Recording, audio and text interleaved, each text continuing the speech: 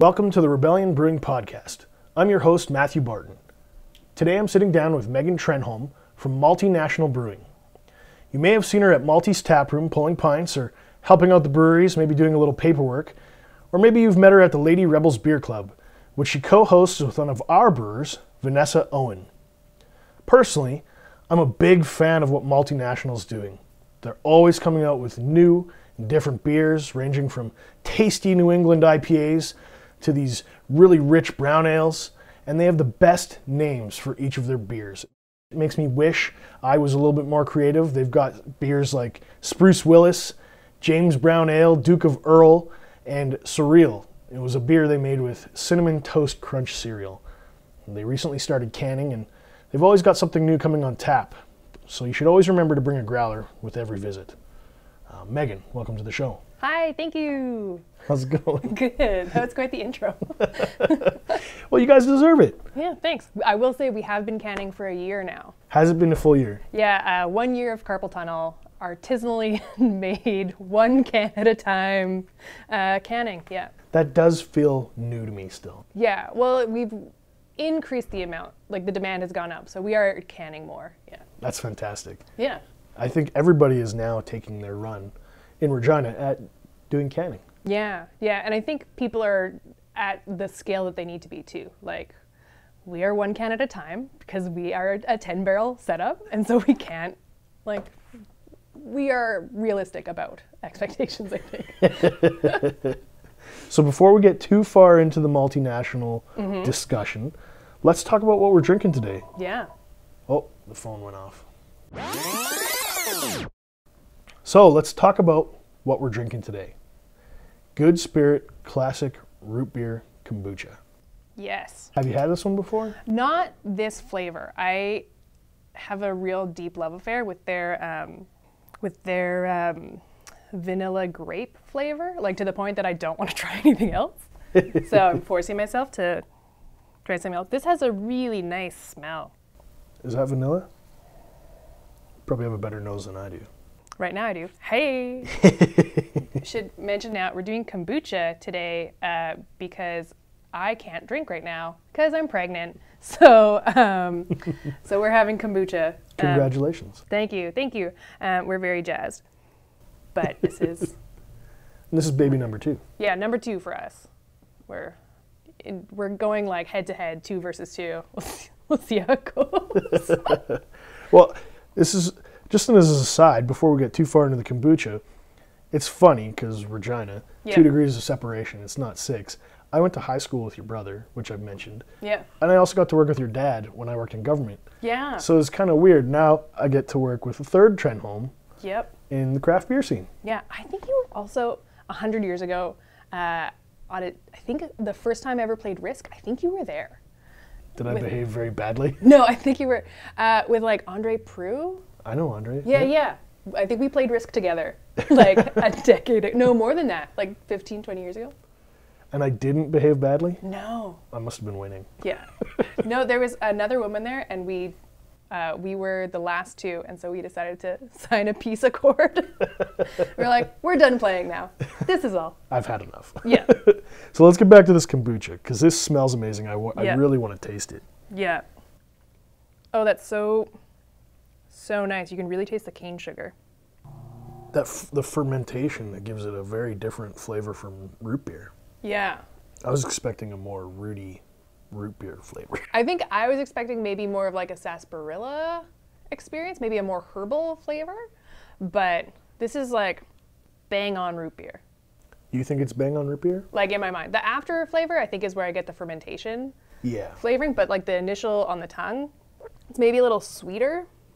It's definitely sweeter than any kombucha I've ever tried before. Mm-hmm. It's even sweeter than what I think of root beer even. Grant, when was the last time I had root beer? I drink a ton of root beer. It's basically what I almost exclusively drink if I'm not drinking beer. Like if you're going to give me a soda, I'll ask for root beer. Yeah. And they use root beer syrup. I wonder what tea they use. You know, as kombuchas go, I'd say it's pretty nice. Mm-hmm. Yeah. Yeah. I find it very pleasant. I think you could probably give this to someone in a blind taste test of like, here, enjoy this craft root beer. And I don't think you'd pick out that it's kombucha. If they were blindfolded, they could get away with it. But Yeah. the color is a giveaway. Yeah, it is very light in color. It's like an amber ale almost, like a golden, not amber. Oh, brain. Yeah, like a nice deep gold, Yeah. but not brown, like No. a root beer. You can see through it. There's still light coming through it. Whereas with root beer or sarsaparilla, I would expect it to be like, bang, you can't see anything. It's dark. Yeah, and what's funny is that for a kombucha, like I drink a decent amount of kombucha at the shop, and just generally in my life, and I often associate kombucha with like sludge at the bottom, of which there's none. Like this is, I think, filtered. There is no particulate, which is quite nice because sometimes when I'm drinking kombucha or I've seen it in the past, I'm kind of grossed out a little bit by the sludge. Yeah, I find Good Spirit to be like a really good introductory kombucha, like especially if like you're really deep into it. And I've had conversations with people at the brewery of like, oh, it's not boochy enough. Like I want that like stank on it. Like I know some of those words. Cool. But Good Spirit is really nice if you're trying to introduce someone new to kombucha because it is just such a nice light flavor. You're still getting all those probiotic, like happy stomach things as well. So if you're going to get, maybe you had to take some antibiotics, maybe you kick back in with kombucha to kickstart your guts, prevent tummy troubles. Yeah, I think so. I know some friends who, bless their hearts, they're hippies, and they have the SCOBY right in their fridge, and it's doing its thing with their own homemade kombucha, and it's terrifying to look at. Oh but my they God. just drink it like it's going out of style. So Malty National shares a space with 33 1/3 coffee roasters, and they make their own kombucha, and it's fantastic and amazing, and they have what's referred to as a SCOBY hotel. What the hell is that? Oh, I'm gonna try my best not to swear about it because it's a very visceral thing. Like you look at it, and it's like, oh, it's just you can only like groan and swear at it.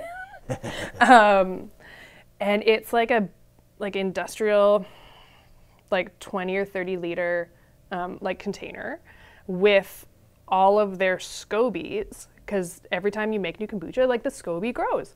With all of the extras, they live in a hotel with like some, like they keep them alive.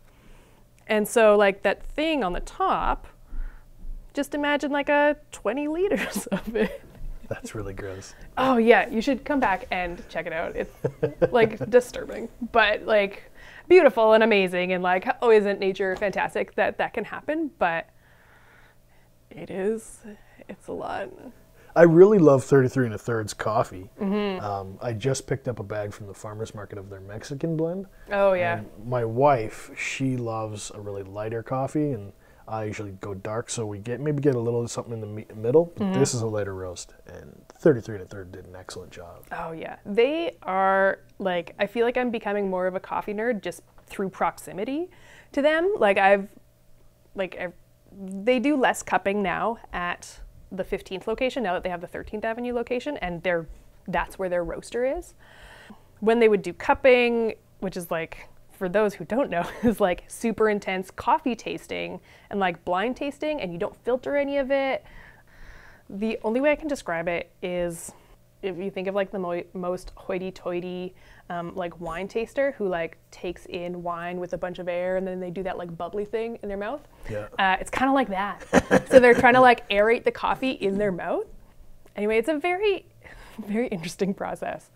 But yeah, their coffee is so fantastic, and they just care so much, like batch to batch to batch. Like they want consistency and quality, and like they have Eric Galbraith, like the guy who owns it, and Ethan, one of their managers, like they go to Costa Rica and they visit with the farmers, and they have a really strong relationship with their distributor. So they are just so deep into it. And it's a level of nerdery that I really appreciate as like a nerd about beer. It's like I see that level of nerdery within them about coffee, and it's just so nice to be in the same room together. And we often will like hand samples back and forth of like, what weird 6 fruits do you taste in this? Yeah. And so we like pass back and forth, and it's really great for like developing everyone's palates as well. That's how I feel about Caliber as well. Between 33 and a third and Caliber, it feels like the coffee culture in Regina is keeping up with the craft beer culture. Oh yeah, the coffee culture in Regina is wild. Have you been to Happy High yet? No. Oh my God. Happy High is fantastic. So that is Lindsay. She previously worked at 33 and a third, and then she struck out on her own. And she also does Dosey Donuts. Oh, okay. Yeah. Lindsay Clausen. Yeah. And she and her partner Ryan do donuts and coffee, and I think Lindsay is like maybe my favorite barista in the city. She's just so talented, and she just like knows her shit. Sorry about swearing. And she's just so fantastic. And she brings in Transcend coffee from Edmonton, which is also like really, really delicious. Another 2 degrees of separation. I went to university and I knew Lindsay back in university. Well, heck, Regina is the smallest. I too went to university with Lindsay. We had a printmaking class together. And my wife raves about Dosey Donuts. That million layer donut, I could just bury me in one. Like that would be the greatest. Elevating our city's donut game. Yeah. Which is also fantastic. Donuts, coffee, beer. Yeah. We got it. So, for somebody who's never heard of Malty National before, what's it all about? We make beer that we want to drink. A lot of times that ends up being really hop-forward, fruity pale ales and IPAs. For those who know a bit more, like Northeast IPAs, West Coast pale ales, we aren't trying to be champions in any competition.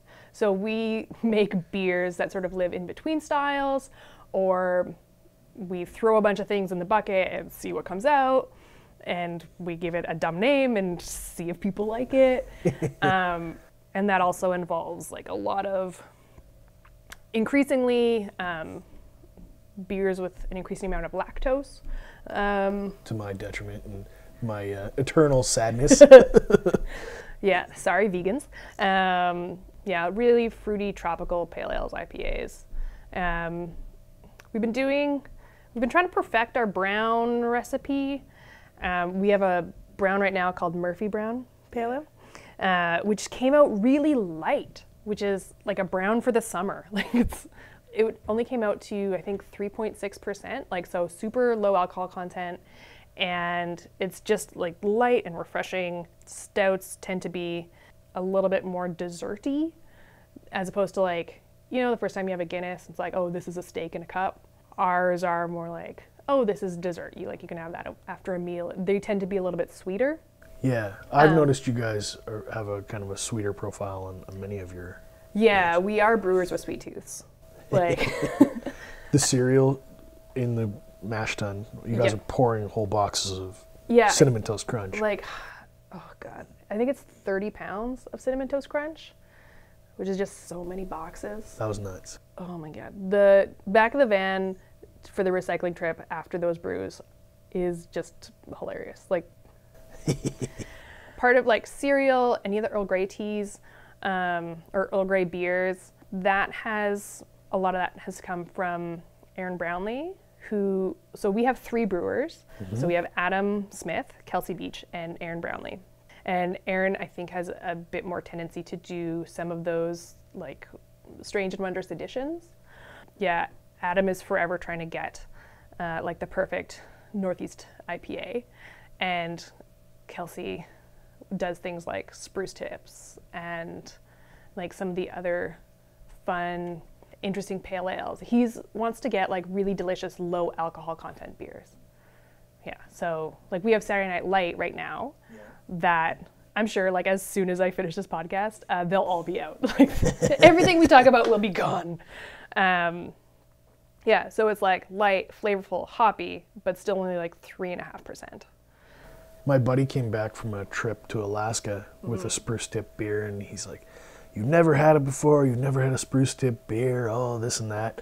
Tell me the story about the portageurs needing, they hated the local drinks, but they needed it so they didn't get scurvy, so they added spruce tips to the beer, and he's big story, and he's so proud. I'm like, yeah, Malty National just launched a spruce tip beer. And he's like, oh. Yeah, there was a few questions about like, oh, why? So we have like just two prices for beer, like our regular price and premium price. And the spruce tip beer, Spruce Willis, which is different from last year's beer, which was Spruce Springsteen. Anyway, so was it a bigger batch, more spruce tips? It was more spruce tips this year. And it was more expensive because we had to pay staff to go and pick spruce tips. 11 pounds of spruce tips, 11 or 12 pounds, I think. And if you've ever held one in your hand, they weigh nothing. So it's a lot. Blood, sweat, and tears. Yeah, locally foraged. We think maybe legal. We're not sure. Yeah, it's fun. So if someone's having their first time at Malty National, what should they get? Everything. Everything. Yeah, we do samples of all of our beer, and often because our names don't necessarily lend much information, we do encourage samples of everything every time. Because too, like, we have a lot of people who come in. We have a lot of walk-up traffic. We are very close to the hospital, so we have a lot of hospital staff back and forth. We have a lot of folks who are visiting people at the hospital. We are a very popular place for people who are like, my wife just had a baby. Oh my God, I need a beer. Yeah, and we'd like send beer for the wife as well, like, or partner or whoever it is. You deserve a pint. You just had a rough go. Yeah, you just did something amazing. You can have it now or later, like, go with your heart. But so we have an exceptional number of people who walk in and are just like, wasn't this an office before, or wasn't this like illegal apartments, or I thought this was like a rundown dump and now it looks nice and there's people sitting outside. What's happening? So not only are they people who don't know like craft beer or don't know beer or don't know coffee or what have you, they just don't know that we aren't an abandoned building,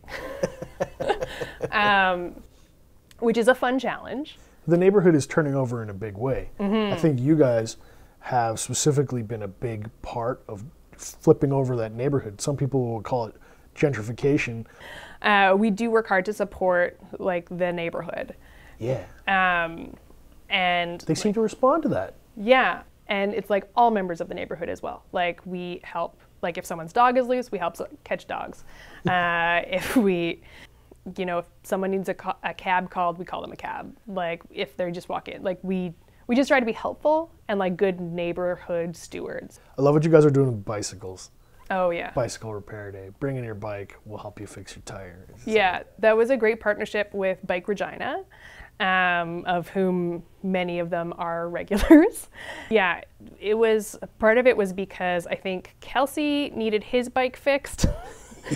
And so he said we should do this thing, and Bike Regina jumped on and they're like, oh yeah, we have like the setup to do everything. So yeah, they set up outside. It was great. It was great fun. And we do have a lot of folks coming by bike, which we always appreciate, also as a spot with not a ton of parking.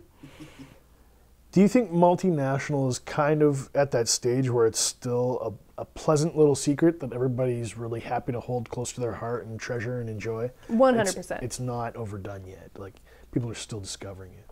Yeah, over and over. Yeah, people are discovering us. For a long time, we had like no time and energy to do like any form of marketing, any form of merch, anything. Like we're lucky now that we can do a little bit of it, but it's still spotty. Like I'm gonna acknowledge that. But for a long time, the joke was Malty National, don't tell your friends. Especially last year when it was Canada Day long weekend and we ran out of beer. Like we fully sold out. And that was it. And so coming back from that was exciting. Yeah, it was the day after Canada Day last year that we ran out of beer. I think the only reason we survived Canada Day, the very first go-around, is because our guys went to half pints earlier, and they saw half pints over brewing, basically had tons and tons of extra beer. And they're like, what the hell are you doing? And half pint says, well, Canada Day, May long, it's going to be nuts. So our guys internalized that and said, in February, we need to get ready right away. Yeah. We're going to get slammed. And then we did. Yeah, we tried. We tried to the capacity that we could, but the demand was just higher than our ability to make the beer. And like since then, we've added more fermenters, and our production has just increased. We are brewing more often, which is also great. Good problems to have. Very positive. And I think by, I don't know if we're releasing a beer today or not, but after Canada Day long weekend, I think we were down to like 2 or 3 kegs, maybe 4 kegs of each of our beers. And that was it. And that is like, oh, I don't know if that's going to last an hour or 3 days. Yeah. So it's all a gamble. It's all very exciting. People are starting to know about us and come in and tell all their friends. So our policy of don't tell your friends has gone out the door, and people are telling their friends. The breaking the rules of Fight Club. Yeah, well, I blame myself. I ordered hats that said Malty National Brewing exists, so. We exist? Yeah. Did you really? Yeah. Does it say we exist? No, it says I have mine in the van. Malty National Brewing exists. It's our logo, and then Malty National Brewing exists. That's it. I personally really love the style and brand decisions you guys are making. As a geek who's managing that kind of stuff for Rebellion, I like to see what you guys are doing, and it makes me want to up our game even more. I really loved your Strawberry Milkshake of Doom video. Oh, yeah. That looked like you guys had a lot of fun. Oh, our videos are so much fun. We work with, we work with Eric Hill, who works. Who I also went to university with. Yeah, I went to high school with. He and I and Carl Johnson, and then we bring in people as necessary. We make a lot of the videos, and it is always a hoot. And I had this thing in my head that the Strawberry Milkshake of Doom should be a horror. And I was like, Eric, like in our group text, I was like, Eric, I have a great idea. Let's make a murderous strawberry. And it's like, yeah, that sounds like a good idea. Yeah, that'd be fun. So I conveniently had recently dyed my hair green, or had gotten it dyed green. And yeah, got like a red face mask and gloves, and yeah, went around murdering staff. And it's great too, like Carl Johnson is such a talented musician, so we have like full soundtracks for things as well. And like for sports, the beer for sports, like Carl has written now like a couple different versions of the song for like different releases of it, which is so amazing. A friend of mine, her 2 sons, like heard her watching it on Facebook, and now every time they're out playing soccer or they wake up in the morning, they just like wake up and Bruce and Luke are like, sports, sports, sports, the beer for sports, sports, sports, sports, the beer for sports.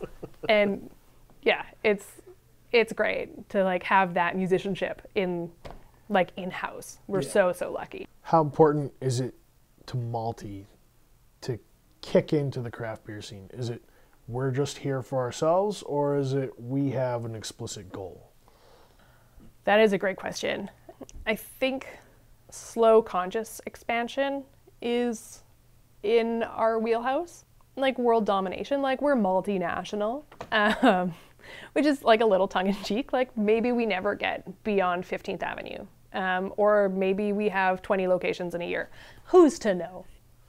Yeah, so but I think the changes that we make and the expansion that we do is we're just going at the pace we're comfortable with. Like we're not opening something up, like we're not getting a canning line to just for fun. Like we're we're sticking with one can at a time because we know that's what we can sell. That's what we're comfortable with. Yeah, and we've like run numbers of like different scenarios and that kind of thing. So it's not like it's just because we have our like heels in the mud and that's what we're gonna do, damn it. We are like making moves and we are distributing as much as we're able to, but we also are doing so with an acknowledgement that the people on staff have families and lives. We exist through like word of mouth and people believing in us.